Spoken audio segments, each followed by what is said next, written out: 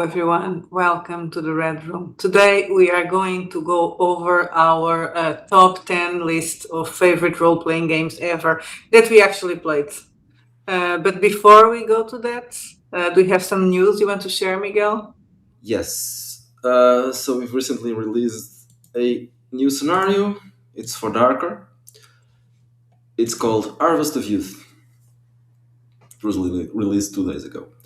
Um, we can watch if you want to. You can watch our game sessions of this Mhm. on our YouTube channel. We've recorded It was them. five, right? 4, 5 Yes, sessions. correct. We interrupted it, but we could have played longer. I think we got to a stalemate when we just decided to run away.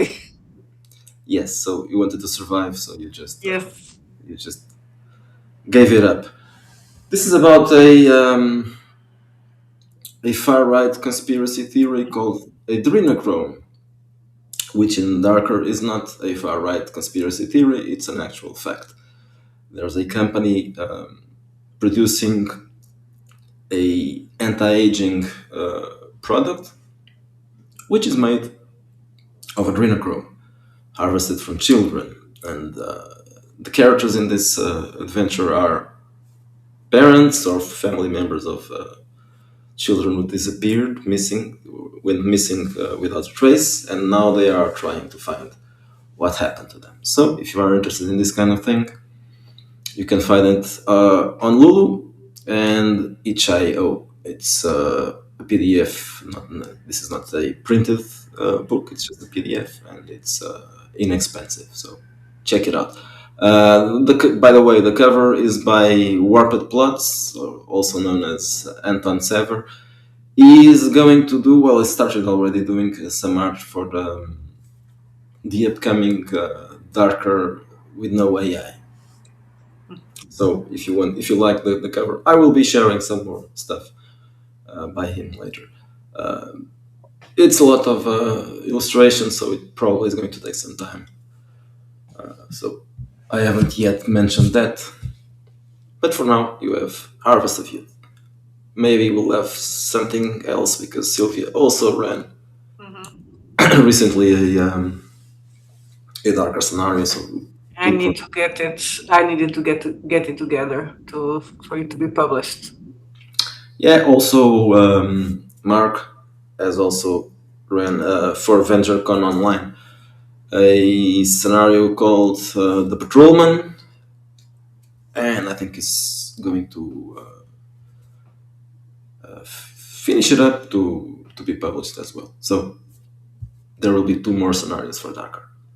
Okay, now the news are covered, and we're going into our list. But before we get into the top 10, there are two honorable mentions, and we'll start by the honorable mentions. Here they are. We never ran them, so that's why they are honorable mentions. So it's Invisible College here and Chult. Oh, The opposite, yes. okay. So we did adventures for this, but we didn't use the system. Crossovers with Ratchet. So there was Yeah, for we Chult. played Salt, we did Jet, we never played Invisible College. But now the challenge would be, and I'm sorry because I just pop into my head, we should make an adventure that crosses Salt and Invisible College. That would be And Ratchet, you have to yes, cross. and Ratchet. You have to be Ratchet with the three scenes. So as I was saying, so for Chult, we mostly Sylvia did the epic, and for Invisible College, mostly myself, but also Sylvia wrote the Alliance Conspiracy. So we cannot include these ones I in the wrote the fluff, you wrote the important, so yes. I wrote the fluff, you wrote the historical part. as always. Um, so why are they honorable mentions? Because we never actually used the system, either Schultz system or the Invisible College system. We adapted the settings to our own Ratchet. So it's not really games that we ran or played. We use the setting, not the game itself. So they are honorable mentions. And now that these two are covered, let's go into the actual top 10 lists. And number 10 is Cold and Dark. Kind of a. Aliens in space. I was gonna say that's my favorite alien game. Forget about Alien from oh Jesus, now I'm forgetting their name. Philic. Yes, and just play Cold and Dark. Yeah, so it's inspired by Alien, but not just that. It's also inspired by Outland and a series of games called Dead Space, which I played a bit of it, the first game. So I really don't know what is how much of this is from Dead Space. I'm not really a fan of it or familiar with the setting, with the game world, not setting. Um, Anyway, the art is pretty good. That's you can see it by the cover. And the inside art is also in the same style. I think everything is by the same author, or probably not. No, there are a couple of authors, and the game itself is by Misha Thomas, whom we're going to talk about later because he's the author of Nocturne, But which let me add just that Cold and Dark is my favorite game for horror in space. yeah, I think so. The only problem with this game is it's just this book. It was never. Well, actually, not this book only. There's another, but not in print. There's a PDF that's called, I don't know. I can't remember the name of that It's one. about the planets, right? The different planets in the system. Yeah, something like that. Still, it's not enough. I think it deserves something more, but I don't think it will ever be published anything else because, as far as I know, Misha Thomas is not thinking about doing any more role playing game stuff. He's working on video games now and also writing books.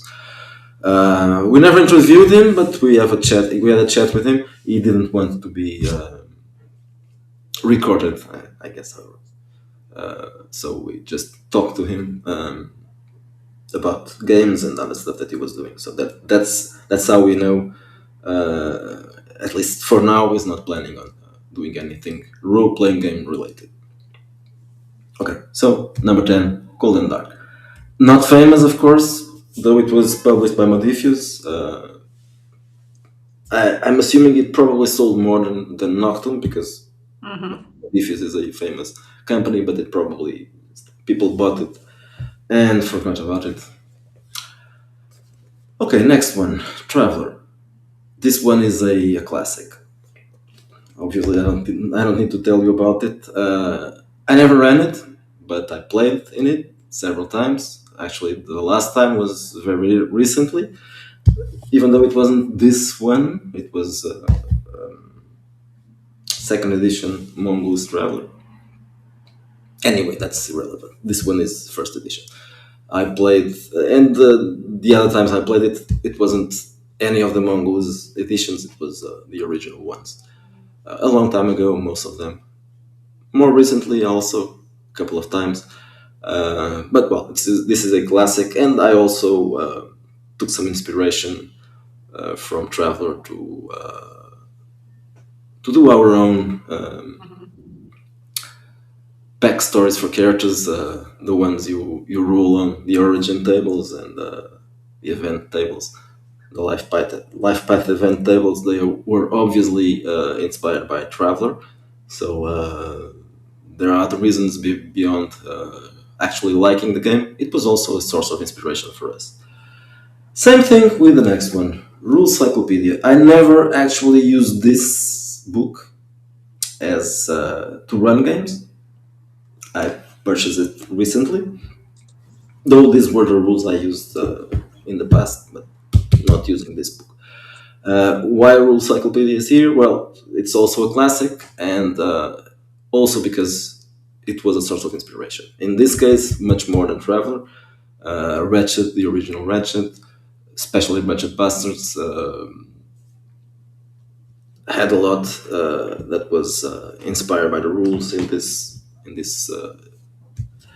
very big book that covers everything that you can think about.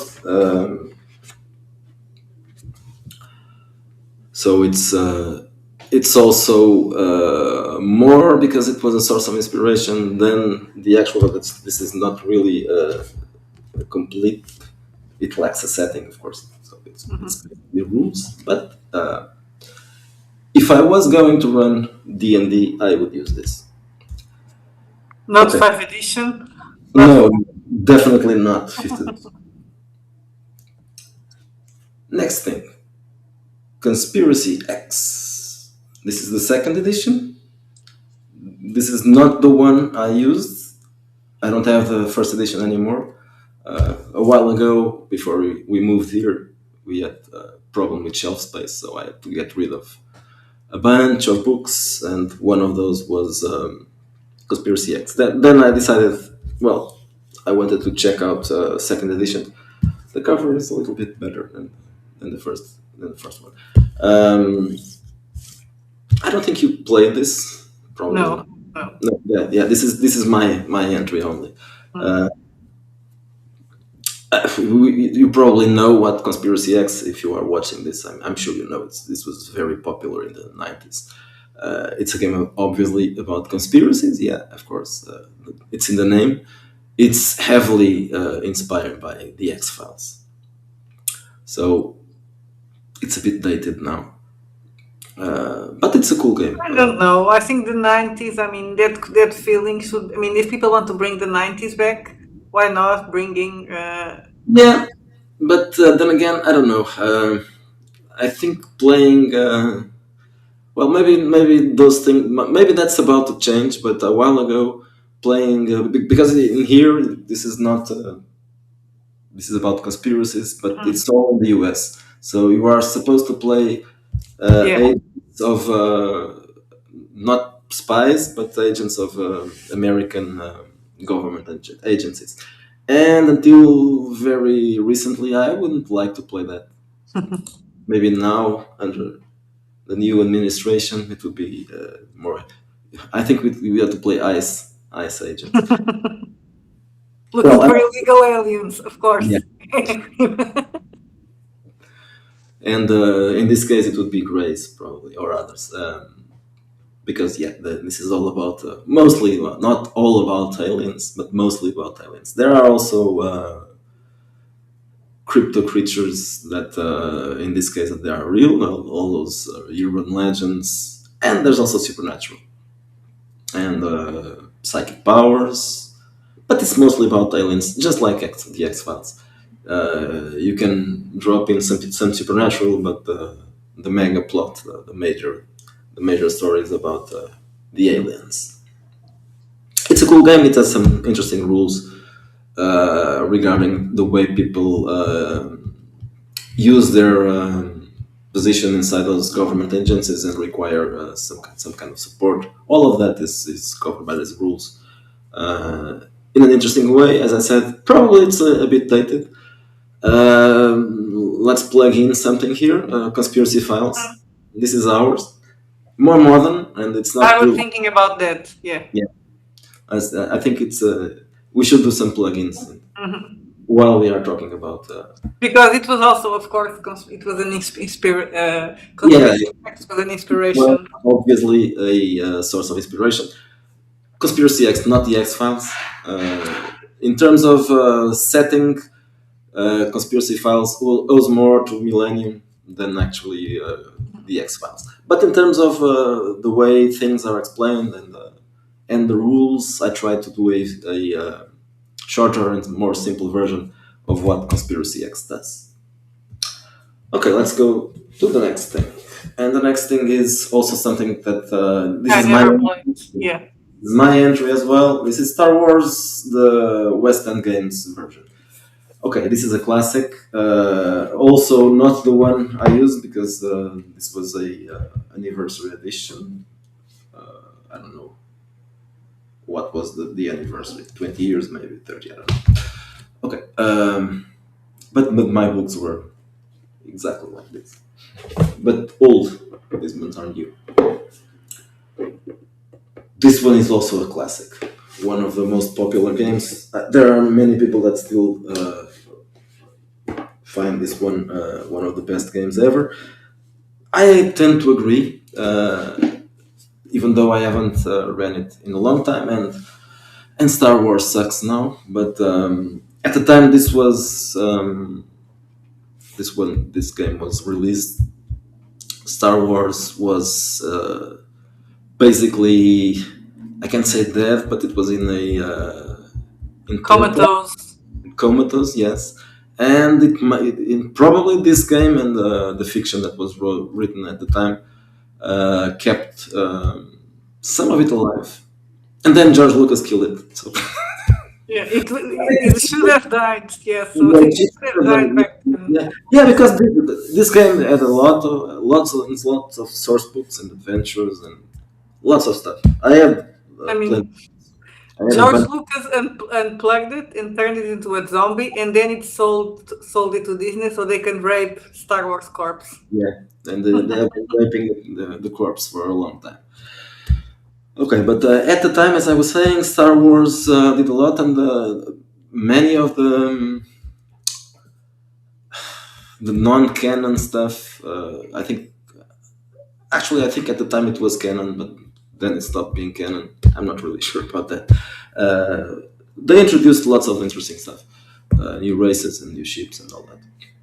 Cool game.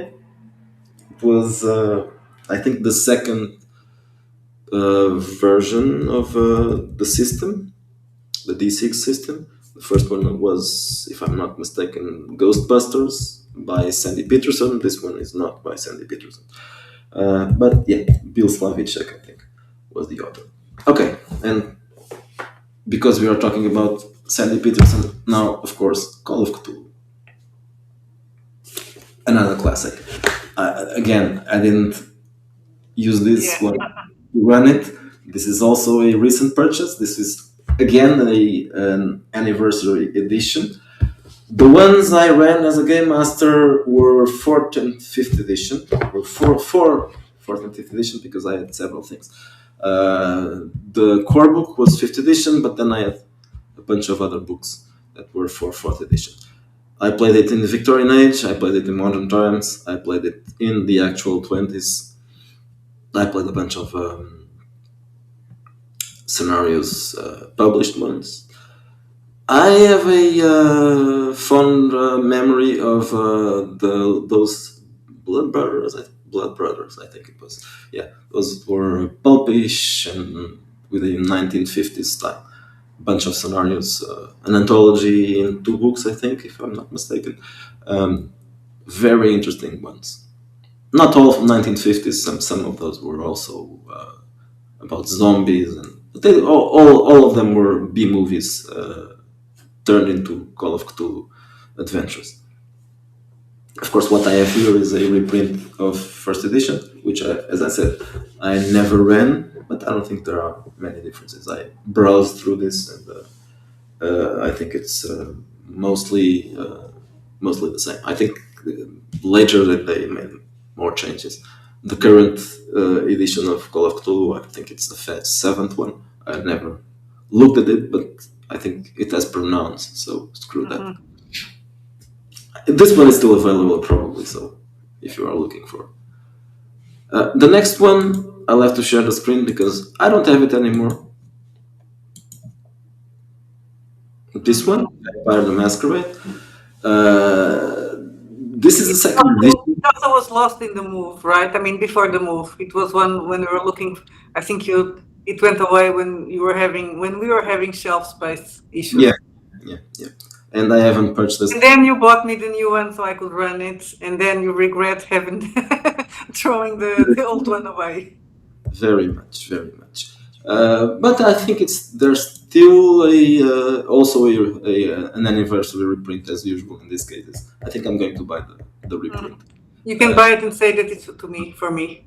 Yeah. Okay. It can be a gift. You can be a Valentine's Day gift. Yeah. Yeah, there's a rose, so it's... Yes, exactly, and it's vampire. Instead of that D&D for couple shit. Vampire is romantic. It probably shouldn't Yes. be, but okay. So Vampire is something that I wouldn't play now. I'm just mentioning this, but I because this think was, I would still like to play Vampire. I would still like to run Vampire, to be honest. I I'm sure wouldn't mind. I wouldn't Yeah, I mean, Vampire the Masquerade is a game for girls. actually. I think so, Yeah. and gothics, Theater kids, but yes. I'm not gothics anymore. So I played a lot of Vampire, and I ran a lot of Vampire as a game master for years. But I was a young man then. I shouldn't have done it. It was a big mistake. Anyway, it's also a classic, a nineties classic, and I can say, as I said, no, I wouldn't run it again, and I don't think I would play. But would you play it if I run it? I'm not going to run, but Why don't you run Ventures Vampire game? yeah, I don't know if you have that one. Only in PDF. But yeah, but that one doesn't have the political stuff. I think Um, the vampires just kill people. there's not a lot of setting in there. I like what I like about in Vampire is the political. Well, you can run Wretched Darkness. There's some Yes, I can. Yes. No, I put vampires there for a reason. Yeah, I know. So I prefer that one Okay. because, well, as you know, it's very woke right now. But I know. even back then, it was kind of. I was young, so I was influenced by the edginess of it. Right now,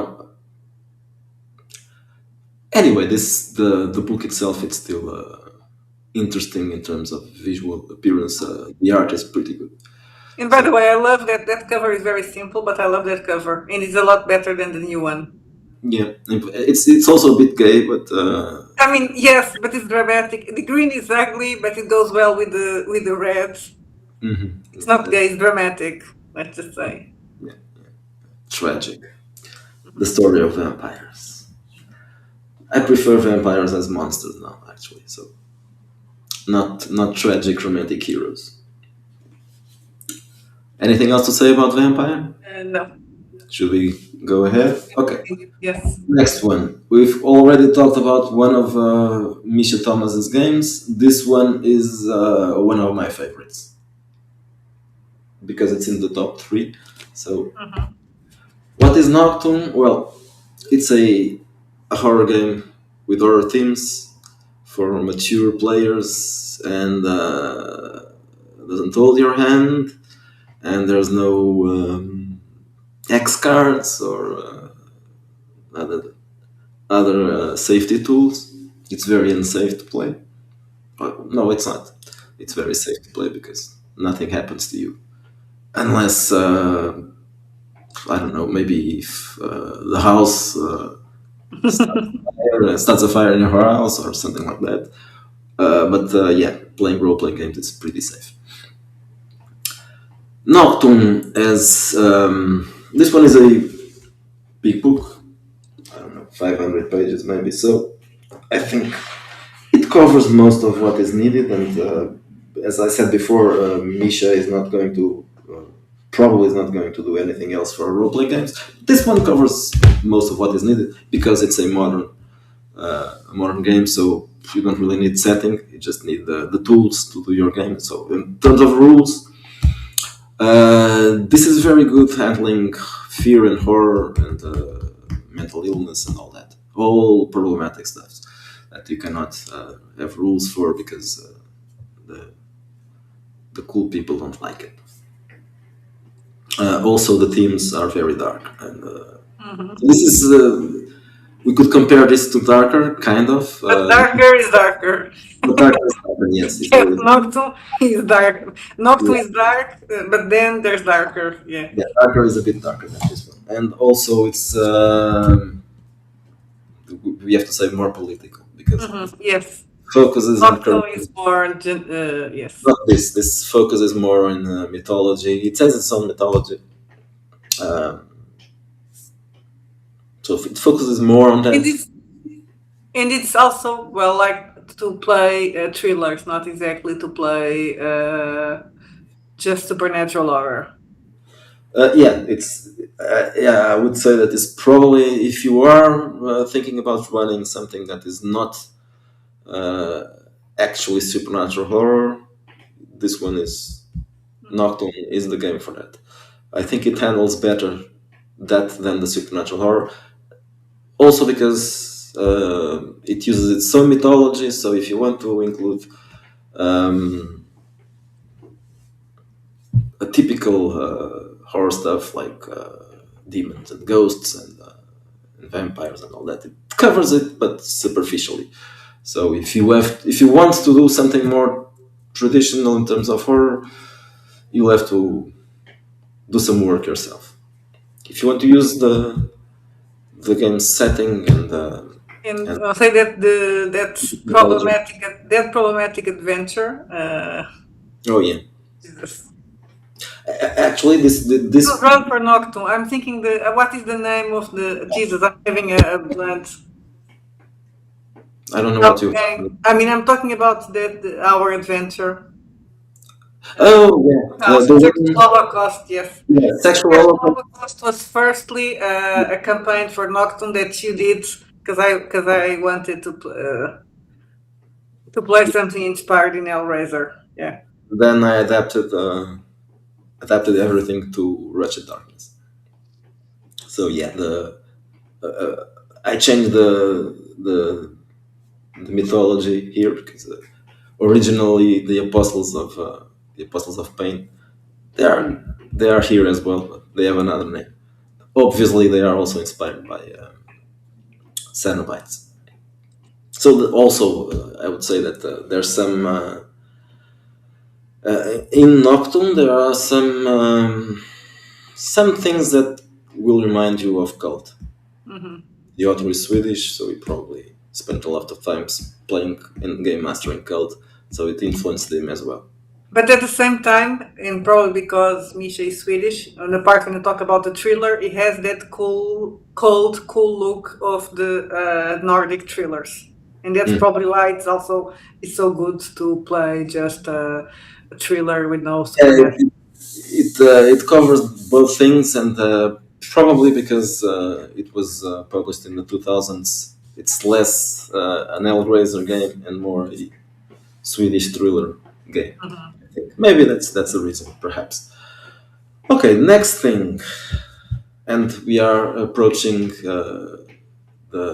the end or the beginning in terms of importance. Okay, this one was our third favorite game. Second one, this one is very special, but most people don't know about it. Mutant Chronicles. Again, this is not the one we ran. This is the second edition, and it's not the actual book. This is just a print because it has been unavailable for a long time. I was never able to purchase this, and but then I found out the PDFs are available, and they are sufficiently good to be printed. And it's not piracy even. For some reason, this is available and has been available for a long time for free and within uh, within the law because they never. I don't know. That probably something about rights. I have no idea. Anyway, you can probably still find the PDFs in a website. I cannot remember the name of it. I know it's Italian. Apparently, Mutant Chronicles was very popular in Italy, in Europe in general. I think probably is the game that we played longer. I mean, the two of us. In recent times, yes, in recent times I'm thinking that I that was ran. not one of our own games.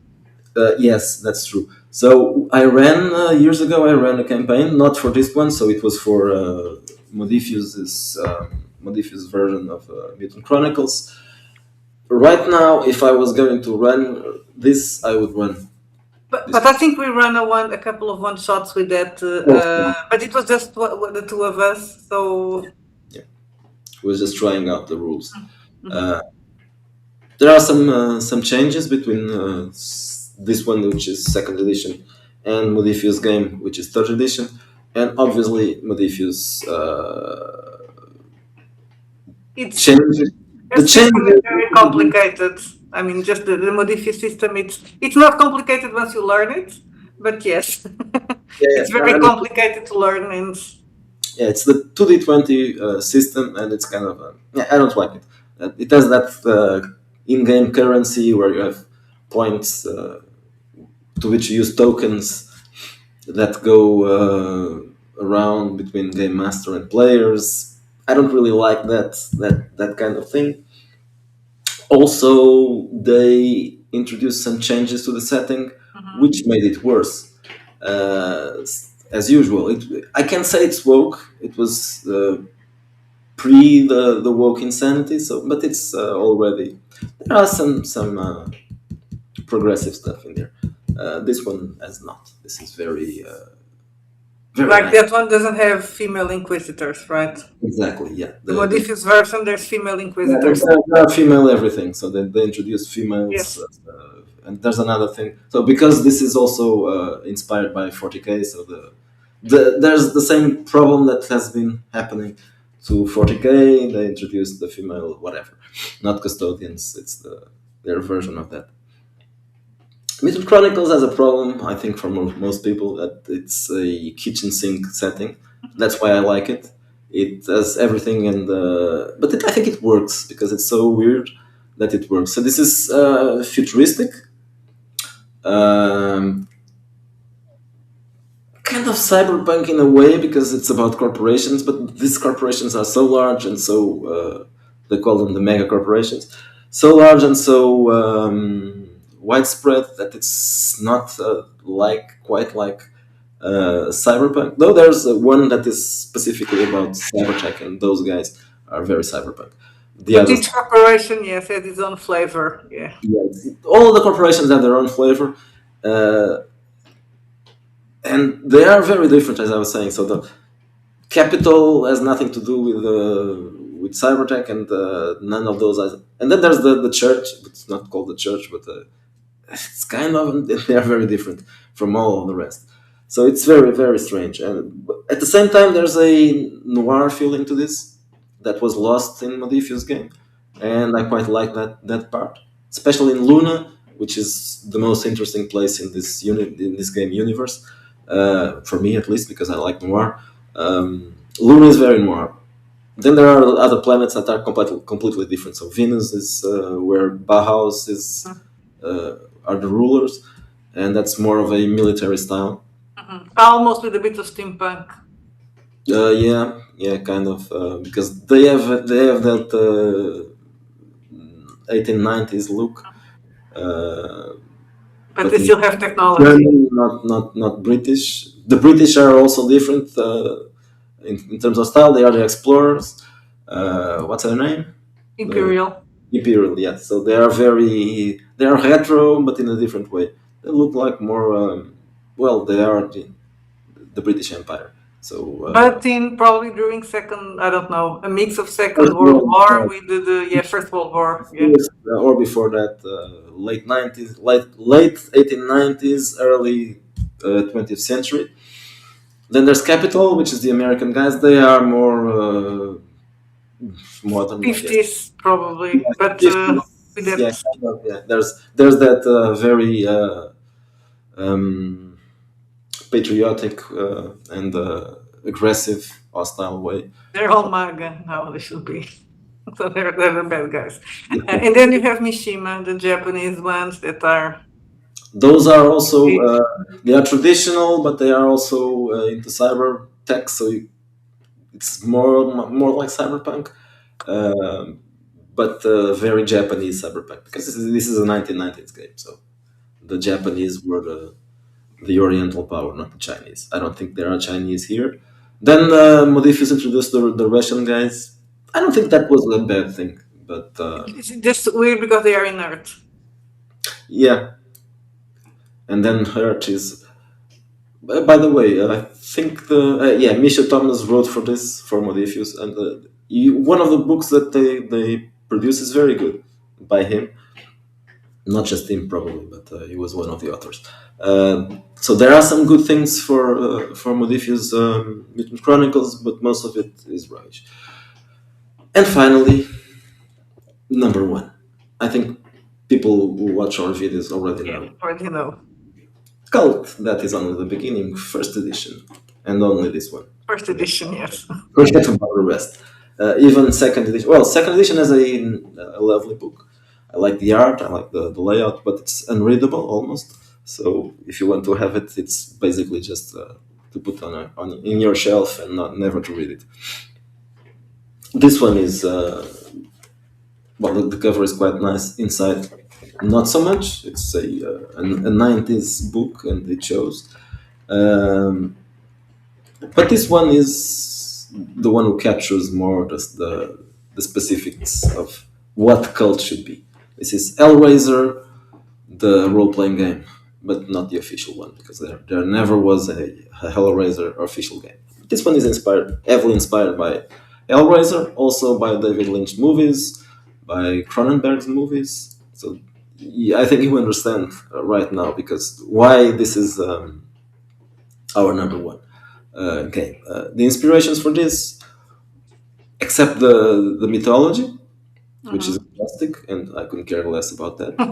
And you never really put that into the games. Never, I never Right, introduced but in the new edition, it's tops, it's center, and more it's about it. Yeah. transforms the game into something else.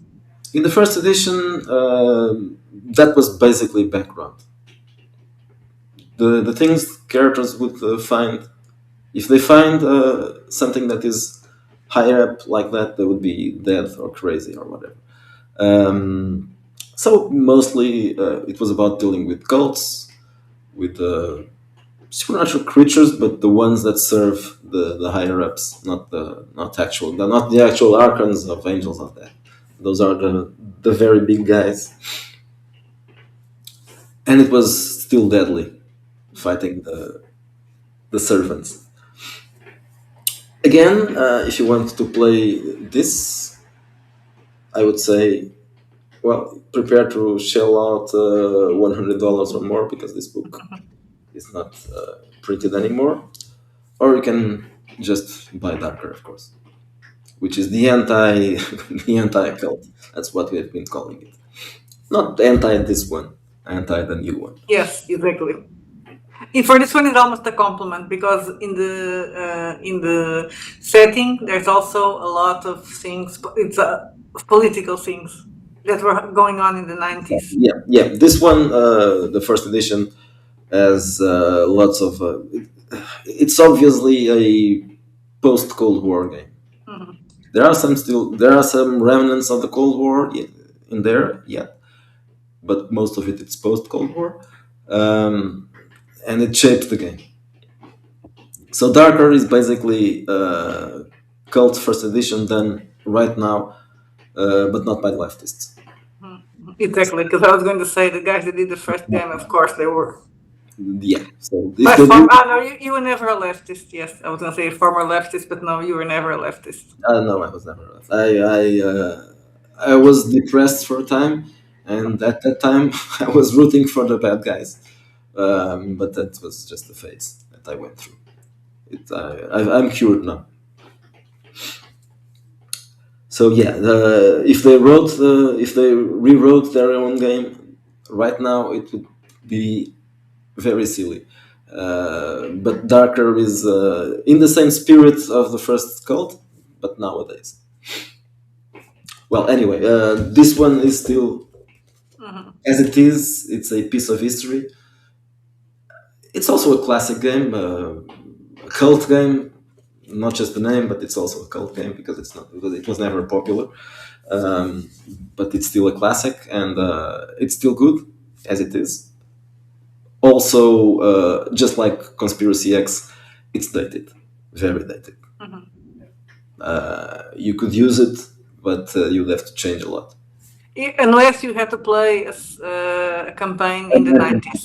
Yeah, it could be used for that. But if you want to play it nowadays, this book, well, you can use the rules, but the setting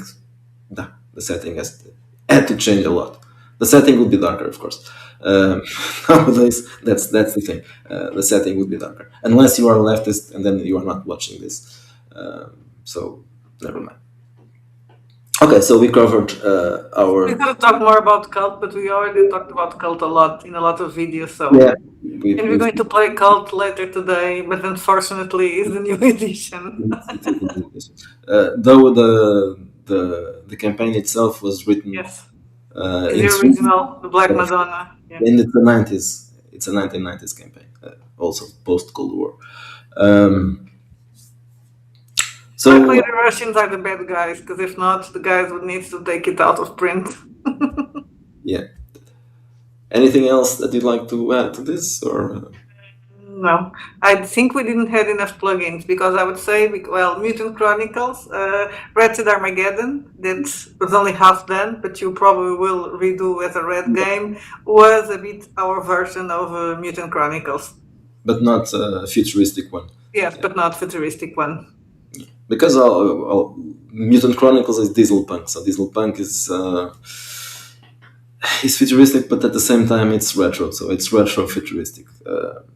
And I was planning to do something like that, but not futuristic. And in Earth, not in space. Exactly, in Earth. It works better, I think. The space. I mean, I like Mutant Chronicles, though. I have no problems with that. But I think if you are doing something that is not Mutant Chronicles, well, you should do it in a different It's way. the thing that was done. I mean, in the film. That is a very bad film, but it's still it's now even worse because it has Ron Perlman.